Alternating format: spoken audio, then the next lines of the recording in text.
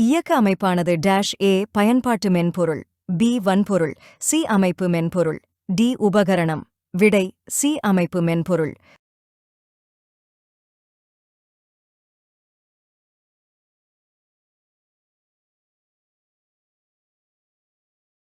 இயக்க அமைப்புகளின் பயன்பாட்டைக் கண்டறியவும். A மனித மற்றும் கணினியிடையே எளிதாக தொடர்பு. B உள்ளீடு மற்றும் வெளியீடு சாதனங்கள் கட்டுப்படுத்தும். C முதன்மை நினைவகத்தை மேலாண்மை செய்ய.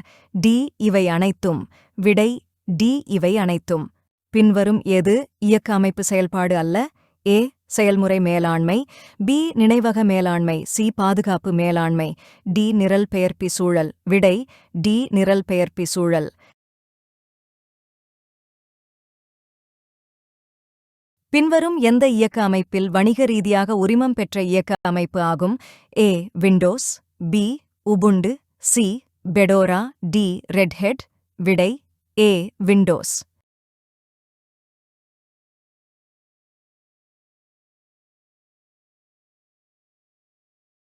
பின்வரும் இயக்க அமைப்புகளில் மொபைல் சாதனங்களை ஆதரிப்பது எது? A Windows 7, B Linux, C toss, D iOS. விடை D iOS.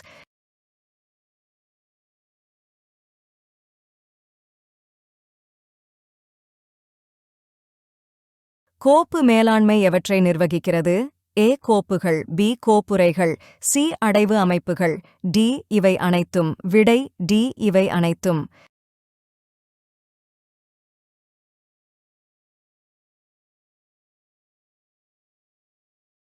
ஊடாடு இயக்க அமைப்பு வழங்கும் வசதி A வரைகலை பயனர் இடைமுகம், GUI, B தரவு விநியோகம், C பாதுகாப்பு மேலாண்மை, D உண்மையான நேரம் செயலாக்க. விடை A வரைகலை பயனர் இடைமுகம், GUI.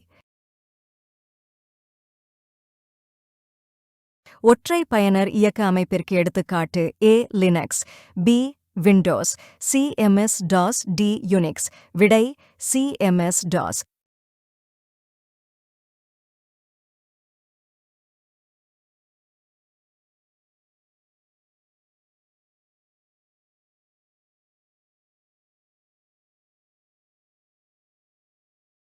லினக்ஸ் எந்த வகை கோப்பு மேலாண்மையை பயன்படுத்துகிறது? AEXT2, BNTFS, C FATDNFTS. விடை AEXT2.